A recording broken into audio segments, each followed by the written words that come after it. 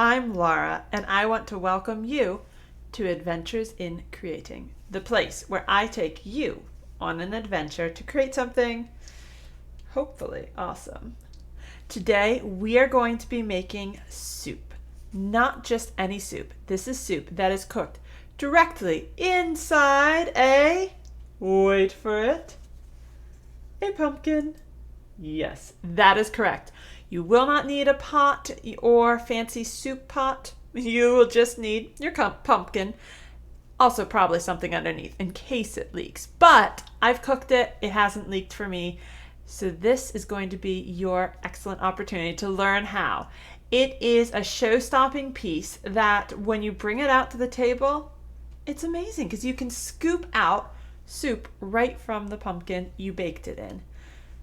This is a fun dish. It's fairly simple because you just cut up a few things, throw them all in, bake it, then pull it out and stir. That's essentially it today. This is a meal that is easy, filling, fairly nutritious, and will make an excellent addition to either your regular dinner preparations or for that special occasion of Thanksgiving or any other family get-togethers you might have. I am taking this recipe. This is an adapted version, slightly different, though pretty close, to a well-known celebrity chef. I will, of course, link his recipe, and at the end of the video, I will tell you exactly whose recipe I am using for this. So, stay tuned, and let's get started to make our fabulous pumpkin soup. What you see before you is what you will need in order to make today's recipe. You will need a knife or other sharp object to do your cutting. I recommend a large knife. You'll need a spoon to scoop out the insides of the pumpkin. You'll also need some measuring spoons, a measuring cup, and a side container to hold things such as the seeds and extra bits of the pumpkin you don't want. You don't need a Tupperware container. However, I have one because I will be saving the seeds to bake and probably snack on later. You'll also need a pumpkin and a cutting board. I have the pumpkin in a glass pan here. You can use a different type of pan. You technically don't need this. However, I use this just in case there's any sort of leakage or overflow from the soup we're making. So this way I feel better about the pumpkin baking, because that way if it springs a leak, it's not going to coat my entire oven and be a horrible mess. You will need some oil. I'm using some vegetable oil just to help on the outside of our pumpkin. You'll need some butter. I am also having some thyme, garlic, an onion, an apple, goat cheese, salt, and heavy whipping cream. First thing we're going to do after we've rinsed the pumpkin is I'm going to cut a hole in the top and we're going to start scooping. I've set my other ingredients off to the side. And now I'm going to cut into our pumpkin. So for starters, you're going to take your large knife, and please exercise caution when doing this. And you're going to cut into it just as you would as if you were going to carve out a jack-o'-lantern. So in other words, we're cutting around the top to make a lid. As I said, please be careful. I actually have the blade pointed away from me just because this can be a little tricky to get in. And here we go. It is almost coming apart. Oh, I can see over here.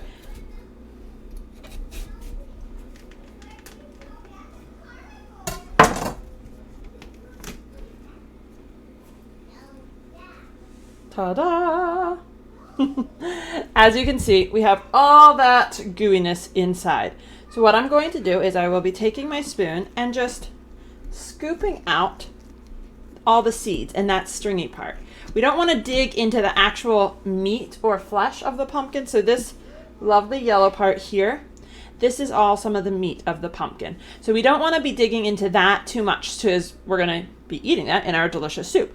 But you do want to scoop out all the stringy parts. So I will do that. And once I have finished scooping out all the stringy parts, I will meet you back up and we'll move on to the next part. Once you have pulled out all the seeds and scraped out all the stringy guts of the pumpkin, you will want to coat your pumpkin loosely in oil. I apologize that I am not showing you this. Somehow my video file got corrupted. But you want to cover the outside of the pumpkin in oil as well as the lid portion, which is the top that you cut off. As you can see, I already cut my apple into quarters.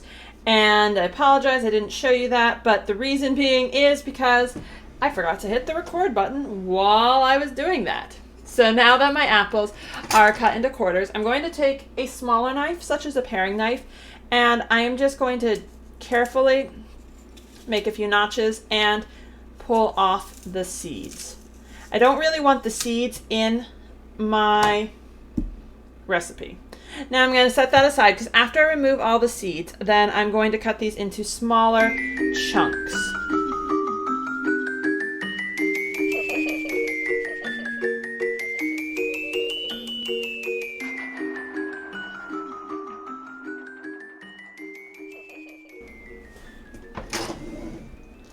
My seeds have been removed, and now I have my apples. I'm going to just cut these roughly.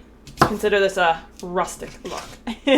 I'm just cutting these into a few chunks, and for me they do not have to be perfect. Reason being, we are going to blend these up later, of which I did forget to mention, you will need an immersion blender, or if you don't have that, you could do this with a food processor or your standard stand blender. However, it's going to be more work on you. An immersion blender is the way to go to make this soup perfect. So here, our fun part, tossing this into our vessel, into our pumpkin. Ta-da! I feel so good when I do that. And I'm putting the apple right in because it's going to bake right in there. Now my garlic, I peeled and I crushed by putting my knife blade on there and pushing down. What that does is, you can see, it crushes it. It's going to let all the juices come out, and it's going to let all the flavor leach into our soup well. I used 4 cloves because I like a lot of garlic. If you don't like garlic as much, you could tone it down to probably just 1 clove per pumpkin. For me, I like to amp it up. So 4 go in. Next up, our onion. Yay! And what I'm going to do is, we have our 2 ends. We've got this end here, which I guess is the, I'm not sure if that's the stem end or not. But anyways, you have the 2 ends. The one end, it's kind of hairy or fuzzy, and you've got the other end. Yes, that would be where the bottom of it is. This is the top where the stalk will grow out. So we're going to cut off the top portion, the stalk bit. I cut it with the skin, the peel still on. I'm sure that's controversial for professional chefs, but that's just what I do. Because for me, then that opens this up. This is going to be easier to remove the skin, the peel, to pull that off. Once I have it cut like that, I cut it, I set it down now on the flat portion, and I cut again straight in half. 2 halves of an onion. Yay! And again, I'm putting the parts I don't want into my soup over there into my bowl. And like I said, now it's a little bit easier to peel. I'm not very good at peeling a lot of vegetables, so I am going to do this, and I will meet you up when I finish that. Now that I have my onions cut up, they are, well, they're not cut up exactly. They are peeled. They're ready to go. I am going to cut sideways. Again, just exercise caution because, as you see, all of my arm. But you don't want to slip and cut yourself. So I just gave them 1 cut across the center, and you can see that here. Not the greatest, but it is there. And what I'm going to do, I'm just going to chop these roughly. Again, reason being is I will get the flavor I want, and I am going to be blending this up as after it has cooked a while and everything has softened. Ta-da! I gave that several cuts, and then I use my claw position, the few things I do know, and cut down, cut, and I am cutting up the onion into little dices, roughly chopped. These are not teeny tiny pieces because I don't feel like that's necessary. And the end we can set aside. This will also go into my pumpkin cauldron. And I will, once I finish up cutting the other half here. Woo! And if you are like me, your eyes will start to burn a little from cutting the onions. That's okay. The reason that happens is because acid is released from the onion into the air, thus stinging your eyes a little bit. Ooh, you can always rinse them out and wash them, which is what I often end up doing. Now I'm going to dump this right into my pumpkin. And I like these flexible cutting boards because they are very convenient for dumping ingredients into something else. And I cut up one whole onion, popping that right on in. Ta-da! And you can see, oh, it's gonna make my hands all greasy. But inside, we have our apple, we have our onion, we have some garlic. And now I'm gonna toss in our thyme. Now, you could, of course, use dried thyme, and then you're gonna wanna use between 1 to 3 teaspoons, depending on how strong of a flavor you want. Probably closer to 1 teaspoon. But hey, flavor, it's a little bit subjective. So, I, however, have a plant growing in my backyard on my patio.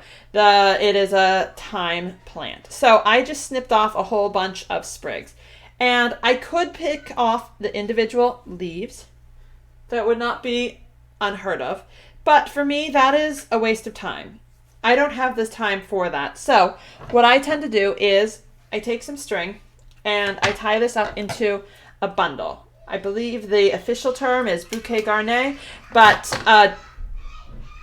don't quote me on that because I don't always know all my terms perfectly. So here, basically what I just do is I have it gathered up and I will simply take my string and I'm going to tie just a little overhand knot. And I make sure I tie it tight because I don't really want this to unravel. And I'm gonna go back on the other side and also tie that into just an overhand knot. And here we have it. I'm tossing that right into, you'll be able to then fish it out because it's got the string on, and you'll be able to, I'm going to tie this another knot to secure it. You'll be able to see the big lump of green stuff floating in there. So that we will end up taking out. Next, we're going to add in goat cheese. I'm going to be adding in a full 4 ounces. I like the tanginess of goat cheese. If you are not especially fond of goat cheese, you could probably put in cream cheese instead because that's got a much more mild flavor. However, I feel like the tang livens up the flavor and makes it a very exciting dish to eat. Now, I open my goat cheese, putting the whole thing in. Ta-da! This is a great dish because it's got so many easy parts. Put it in, plop it in, make it great. Now we go to our heavy cream. If you are trying to make this slightly less fatty, you could use less heavy cream than what I am. I'm going to put in a full cup, which will make this a very thick, rich soup.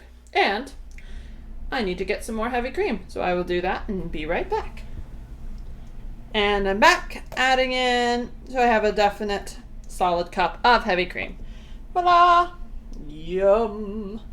And again, putting that right inside our cooking vessel. Now we're gonna need about a half cup to a cup of water. You want it to cover the ingredients you placed inside. So I'm gonna get that and meet you back. I added in my water and now I have my dry ingredient, or the first ingredients covered. We're gonna put in about a teaspoon of salt. And just sprinkle that on top. Yummy, yummy. And we're also going to put in about a tablespoon of butter. And I've mentioned in some of my other videos, but butter is nice because it is divided into tablespoon marks. So you don't have to worry about knowing how much you're putting in. So I am going to put in 2 tablespoons of butter. Why? Because butter makes everything taste so good. It's just going to add some more richness to the flavor. I know, it's already a very rich soup. But that is all that we need to put into our soup. Aha! And you can see it's full of all the deliciousness. Now you might be thinking, I don't feel as though that's enough ingredients in there. All right, this is where you have a little bit of freedom. Feel free to add another onion. Feel free to add another apple, an apple in there. This is where you can add a little bit in. Remember, the soup will fill up more because we are going to cook this and the pumpkin itself will be part added to the soup. As it cooks, it's going to soften it up and we'll scrape some of the pumpkin meat into that. But again, feel free to add a little bit more. I think I am going to probably toss in a little bit more water, and I might put in another apple. We'll see though. And I'm going to be putting this into my oven very soon. Our pumpkin is ready to bake. So I am going to take our lid and put that right on top. If I can line it up to where it was. I don't remember which one it was. But I'm going to line up my lid, and that will be, we're going to cook this in the oven just like this. You will have wanted to preheat your oven to 375 degrees.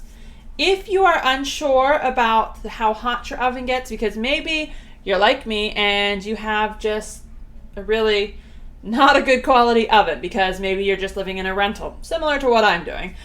Well, you can solve this issue by purchasing just a small oven thermometer. They sell them at a lot of places like Walmart. You can pick them up off Amazon.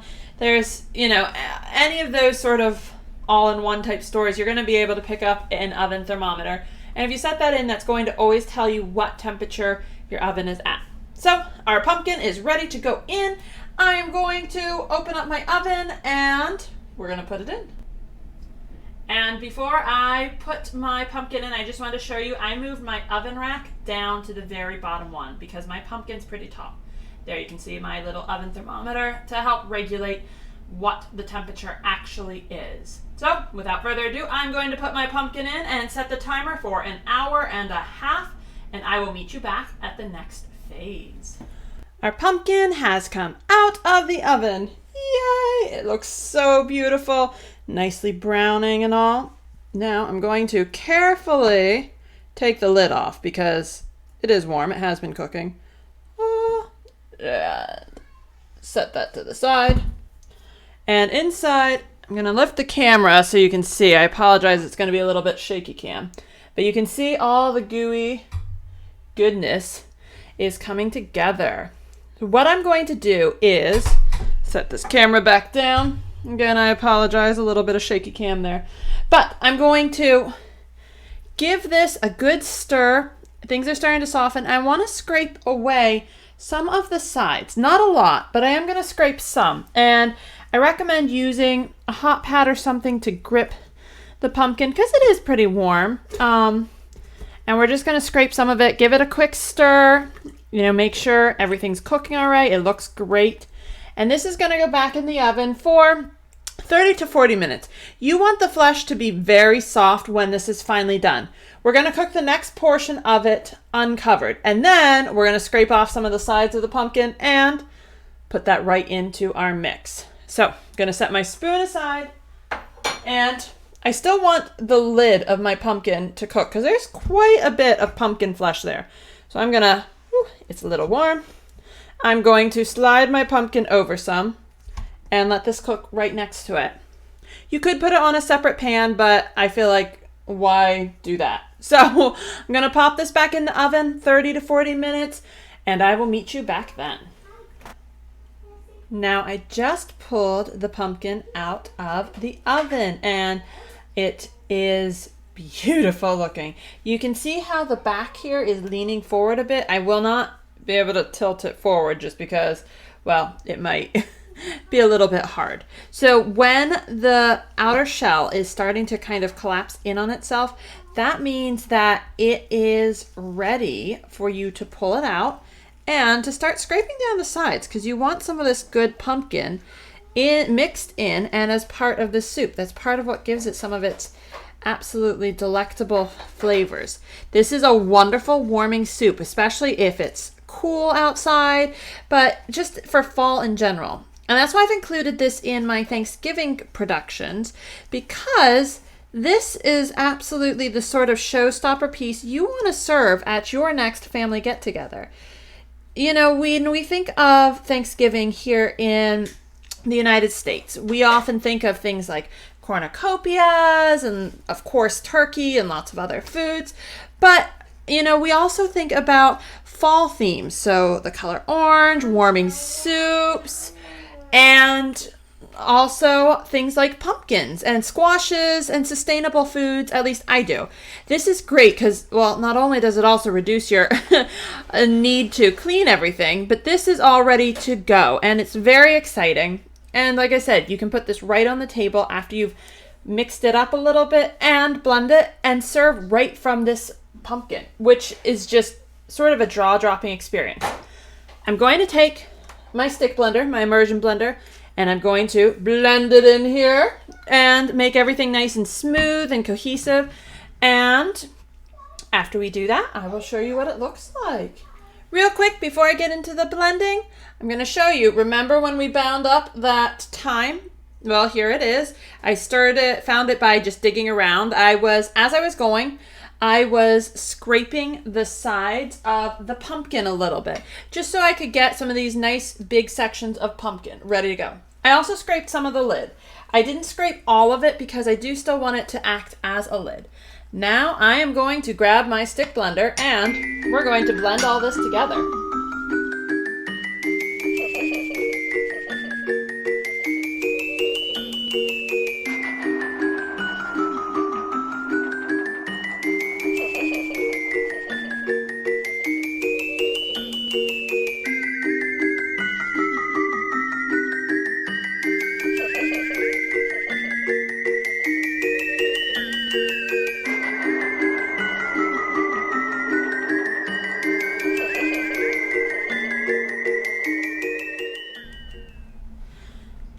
I just finished blending our pumpkin soup and trying to angle this just so you can see.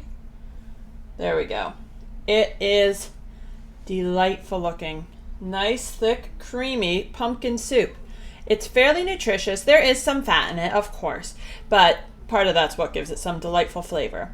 When you're blending, just as a quick reminder, be careful not to stick too much into the sides or into the bottom. Mainly, you just want to be careful that you don't puncture this. It's okay if you do, that's why we have it in the pan, but it's more exciting and dramatic if you can serve this just like this. Put the pumpkin lid back on, or at least try to, and there is your centerpiece. This is a soup everyone will want to devour. Enjoy. Did you have fun? Did you go on your adventure? Did you make this amazing soup? Now that's what I'm talking about. This is the perfect soup to make on a cool day when it's a little chilly. Perfect for fall. It has those nice, rich fall flavors. It's very filling, and this is the type of meal you want to eat and relax with in the evening.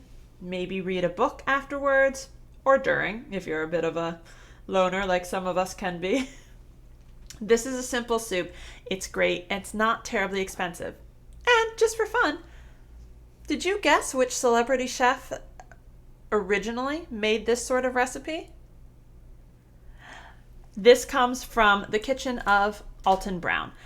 I made this, I adapted it slightly just because I wanted to tweak a few things. So I will, of course, link below his original recipe so you can compare if you wish. But I hope you made this. I hope you enjoyed this. I hope you share this with your friends and family. Please also like if you liked the video, or of course dislike if you didn't like it. But leave me a comment down below. Let me know what you did like, if you made this, and whether or not you liked it. Also, let me know what other things you would like to see, whether more recipes like this one, less, something in a different style altogether. And follow me along on Facebook, Twitter, Instagram, see what I'm up to. I post things on a pretty regular basis, every day to every other day, just depending on how I feel. But I make and cook things all the time, so there's lots happening there. Also, make sure you're subscribed here so you can be updated when I upload new videos. But otherwise, join me again next week as we continue our Thanksgiving extravaganza of preparing for the holiday. So join me next week, same time, same place, and remember, go on another adventure. It's fun. It's worth it. See you. Bye.